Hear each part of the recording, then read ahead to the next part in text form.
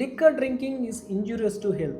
ஆல்கஹாலை விட மோசமான ஒரு சில பொருட்கள் நம்மளோட லிவரை ஈஸியாக வந்து டேமேஜ் பண்ணிடும். சில பேர் நீங்களே பார்த்துருப்பீங்க, குடிச்சிட்டே இருப்பாங்க, அவங்களுக்கு எந்த ஒரு பாதிப்பும் இருக்காது. சில பேர் குடிக்கிற பழக்கமே இருக்காது, இருந்தாலும் அவங்களுக்கு லிவரில் வந்து ஃபேட்டி லிவர் அண்ட் லிவர் சிரோசிஸ்லாம் வரதுக்கு நிறைய சான்சஸ் இருக்குது. ஸோ ரீசன் பார்த்தீங்கன்னா அல்ட்ரா ப்ராசஸ்டு ஃபுட் அண்ட் நல்லா deep fried items, fast food, energy drinks like caffeine with sugar overloaded. So இந்த மாதிரியான விஷயங்கள்லாம் நம்மளுடைய லிவரை சீக்கிரமாக கெட்டு போக வச்சிடும். ஸோ இந்த லிவரை பாதுகாக்கிறதுக்கு ஒரு சில ஐட்டம் சொல்கிறேன், ஸோ அதை நோட் பண்ணிக்கோங்க. பூண்டு, மஞ்சள், மிளகு, சீரகம், புளித்தண்ணி, இதெல்லாம் சேர்ந்தது தான் ரசம்.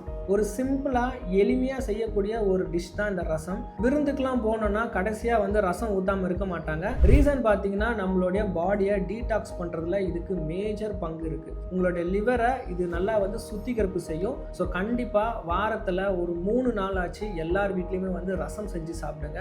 உங்களுடைய லிவரை பாதுகாத்து. All the best. தேங்க்யூ.